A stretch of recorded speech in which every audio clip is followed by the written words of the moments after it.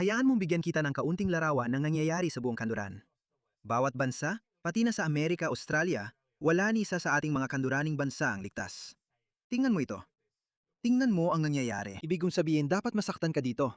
Kaya itong mga taong ito, itong mga galing sa ikatlong mundo, ay malinaw na dumadagsa sa kanluran kahit saan. Parang nananalasa lang sila sa buong Europa. Marami sa kanila ay nauwi sa UK. At tingnan mo ito. Tingnan mo ito. Ito ay isang walang tirahang Briton na umiiyak sa kalsada. At ganito namumuhay ng marangya ang mga ilegal na migrante sa magagandang hotel. Oo, sige. Hindi pa ako tapos. May ipapakita pa ako sa'yo. Tingnan mo ito. Nagpapahinga lang sila. Nagpapahinga, nag-enjoy. Wala naman kahit isang babae. Walang mga babae, pero sa kung anong dahilan, sinasabi pa rin nila na tumatakas sila sa digmaan. Sinasabi nilang may mga babae at bata. Nasaan sila? Hindi natin sila nakikita. Yun ang ginagawa nila sa mga babae at bata. Diyos ko, hindi ko nga kayang ipakita sa iyon. Ang batang babae na to ay biktima ng gang rape ng isang Eritreanong migrante at sinabi ng hukom na hindi naman daw nagtagal ang panggagahasa kaya hindi siya pwedeng ipatapon. Isa pa, isang Afghan na naghaharap ng asylum ang nangakit. At tingnan mo ito. Pasensya na, gusto ko sanang ipakita sa iyo ang iba pa. Tingnan mo ito. Ito ay sa Ceuta, Espanya. Naalala mo nung may 50,000 katao? 80,000 katao na biglang pumasok sa Espanya? At ayon sa ilang ulat ng intelihensya, may panibagong 50,000 pa raw na darating sa susunod na 2 araw. Hindi natin alam kung may ginawa na sila tungkol dito o wala, pero mangyayari raw yon. Pero tingnan mo ito. Nakapanood ako ng video ng isang simbahan na nasusunog sa Ceuta, Espanya. Ganyan ang ginagawa nila. Ayaw nila sa mga simbahan. At tingnan mo ito. Ito ang gusto kong ipakita sa'yo. Habang dumarami sila, dahil halatang mga lalaking dumarating, wala silang kinatatakutan. Ang mga lokal ang dapat matakot. Kailangan namin mag-alala para sa aming kaligtasan at kaligtasan ng aming mga mahal sa buhay. At syempre, nirerespeto namin ang mga batas ng aming bansa. Kaya kami ay nag-aalala. Hindi kami basta-basta pwedeng manakit. Hindi kami pwedeng manaksak ng tao dahil makukulong kami ng matagal, di ba? Kaya, ang mga kalalakihan sa kanluran ay ngayon ay pinangungunahan ng mga taong galing sa ikatlong mundo na dinala ng mga politiko sa kanluran. Panuorin mo ito. Dapat itong magpagalit sa'yo. Tingnan mo! Tingnan mo. 1, 2, 3 sila.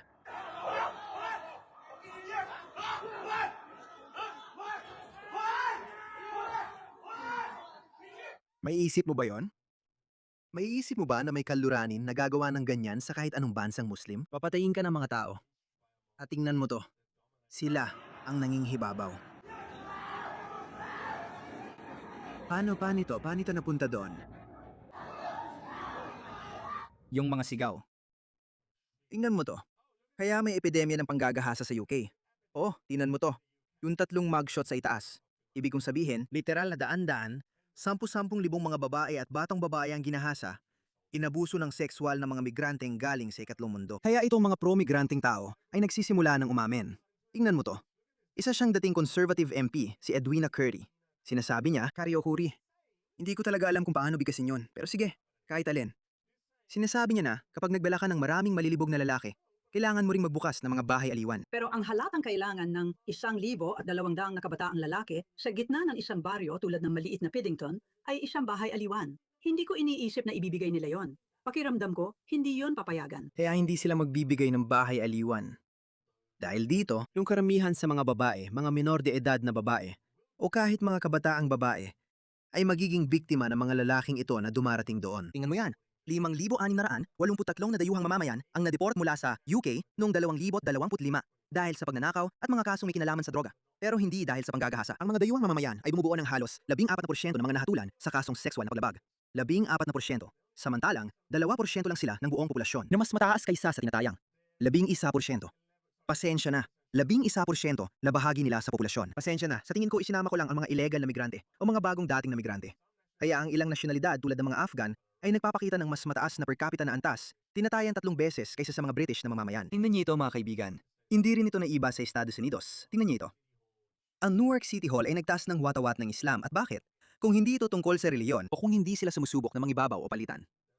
Bakit sila sumisigaw ng mga relihiyosong slogan? Allahu Akbar. Bakit nila ito sinisigaw? Panoorin niyo ito. Ito ay Amerika. Hindi. Oo. Tingnan niyo ang mga walang muwang na ito. Tingnan niyo ang mga walang muwang na ito. Alam niya isa siyang uto-utong ginagamit lang. Hindi siya sumisigaw ng Allahu Akbar, pero nandun siya. Nandun siya. Itong hangal na babae na ito.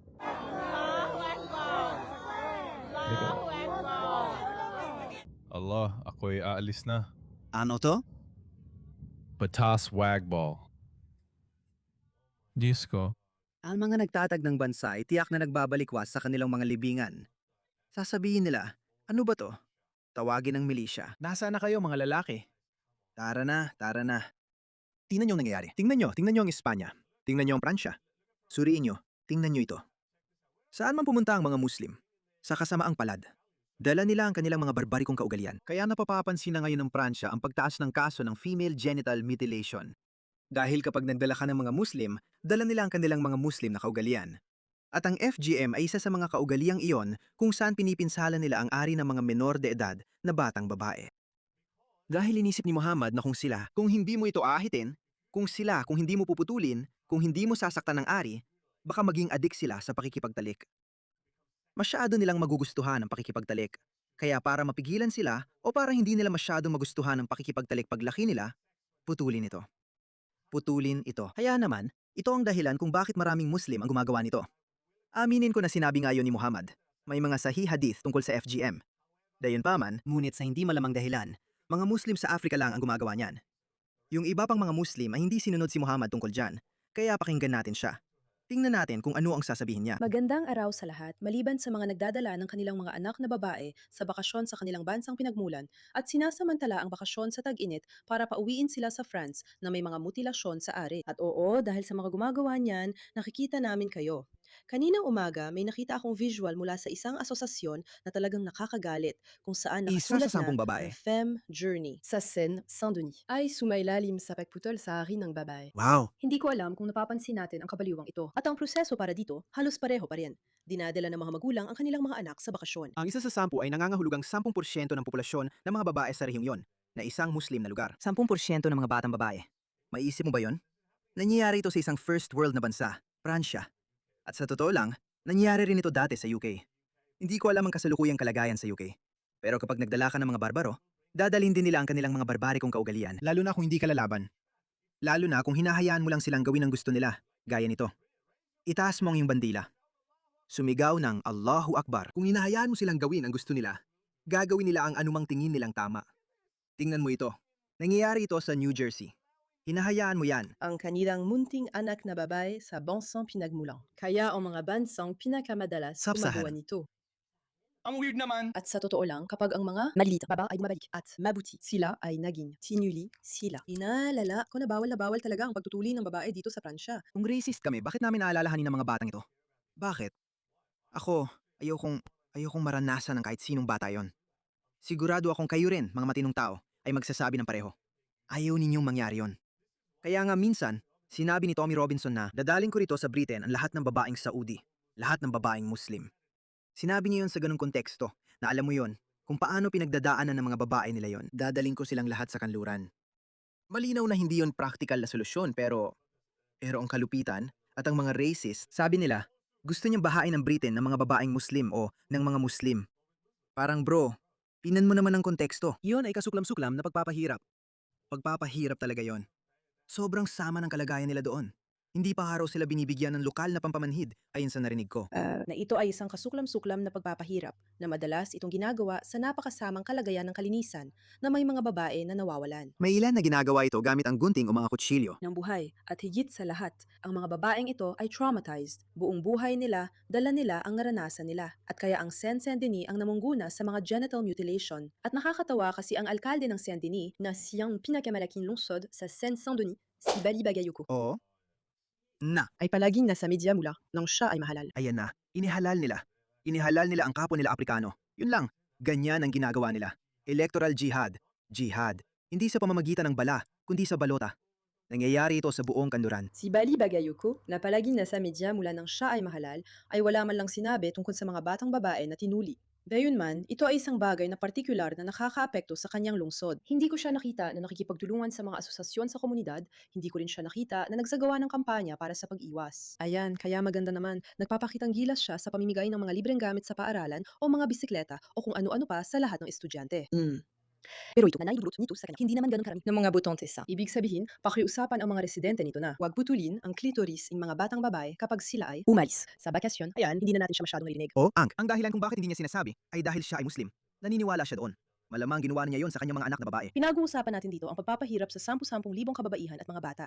Kaya siguro panahon na para kumilos. Oh, good luck dyan mga pare, good luck dyan. Dahil sa UK, ngayon ay inaaresto na nilang mga tao. Sinabi ito ni Kelly J. Keane sa Unite the Kingdom rally. Hindi pa huli para alisin mo at kamay mo sa gusaling yan! Itinuro niya ang House of Commons. At tingnan mo itong British Muslim TV. Nagrereklamo sila tungkol sa talumpating ito. Kaya tinawagan siya ng Metropolitan Police at sinabi nila, kailangan mong ipaliwanag ang sarili mo. Kailangan mong pumunta para sa isang hindi voluntaryo. Voluntaryo. Hindi voluntaryong panayam. Basta, kailangan mong pumunta. Kaya hindi mo pwedeng sabihin, alisin ang Islam sa UK. Tungkulin ng bawat kanluraning makabayan na gawin ito. Napaka-urgent ng bagay na ito, mga ginaan at gino. Nakikiusap ako sa inyo. Labanan ninyo ito habang kaya pa ninyo at bago pa man mawala ang karapatan ninyong magreklamo na siyang susunod na mangyayari, sasabihin sa inyo na hindi kayo pwedeng magreklamo dahil kayo ay Islamophobic. Ang terminong ito ay pinapakilala na sa kultura na parang ito ay isang akusasyon ng pagkamuhi sa lahi, halimbawa o pagkapanatiko. Samantalang, ito ay pagtutulang naman sa mga turo ng isang napaka-extreme at absolutistang relihiyon. Maningat kayo sa mga sintomas na ito. Hindi ito mga sintomas ng pagsuko. Madalas itong iniaalok sa inyo ng mga taong itinuturi na lingkod ng Diyos na nakasuot ng ibang kasuotan, Kristiyano, Hudyo at Samaritano, sa diwa ng ekumenismo. Sila ang mga ito, sila ang nabubukas ng mga tarangkahan para sa mga barbaro. Ang mga Katoliko, ibig kong sabihin, ang Papa. Narinig ko na nagbukas na raw ang Vatican ng unang mosque sa loob mismo ng Vatican City. Sa loob. Hindi mo kailanman masasakop ang isang lungsod hanggat walang nagbubukas ng tarangkahan para sa kanila. At ang sarili ninyong mga mangangaral ang gagawa nito para sa inyo at ang sarili ninyong mga autoridad na sumusuporta sa multikulturalismo ang gagawa nito para sa inyo. Lumaban, lumaban habang kaya pa. At kung nagtataka kayo kung ano ang mangyayari kung hindi ninyo gagawin, tingnan ninyo kung paano napilitan ng isang koponan ng cricket sa Middlesex sa Inglaterra na baguhin ang pangalan nito noong nakaraang linggo dahil tinawag silang Middlesex Crusaders sa loob ng maraming taon. Tingnan ninyo kung paano hindi na maaaring ituro sa mga bata sa mga paaralan sa Inglaterra ang mga kwento tungkol sa maliliit na baboy. Baka raw may ma-offend mula sa relihiyon ng kapayapaan. Kaya tungkulin ng bawat isa na kumilos tulad ng babaeng ito. Manuuri ninyo ang matapang na babaeng Canadian na ito. Tumayo siya.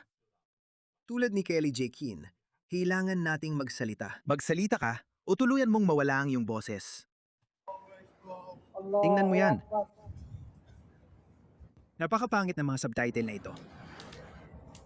Sinasabi niya na hindi ito pinapayagan sa Canada. Sa tingin ko dapat nating baliwalain ang mga subtitle. Pangit talaga sila.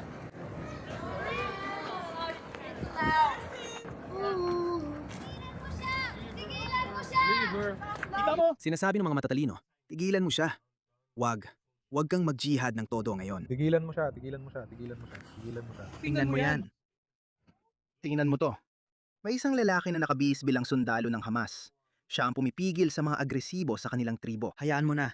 Hayaan mo na. Huwag kang magpakabaliw kasi alam mo, masama ang magiging dating nun.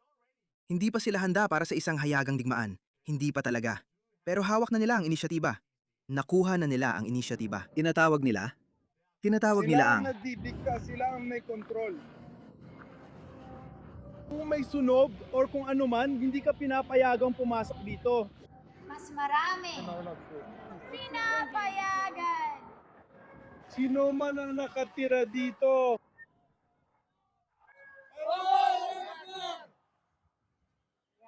Kapayapaan, kalayaan, hindi kita kayang tiisin. Ako? Hindi kita kayang tiisin. Dito ako nakatira. Hoy, wag mo hawakan siya. Wag mo siyang hawakan, wag mo siyang hawakan. Wag mo hawakan yan, ikaw ang humahawak sa kanya. Hawakan ko yan. Wag kang gumalaw sa dinadaanan ko. Ngayon, ikaw, wag kang tumira dito. Hindi ko salita, hindi to kasali. Batas sa...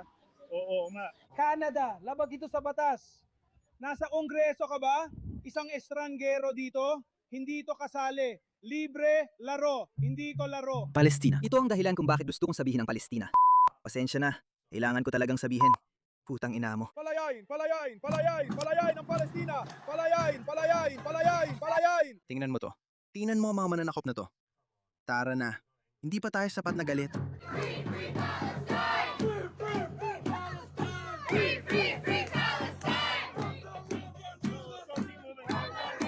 See?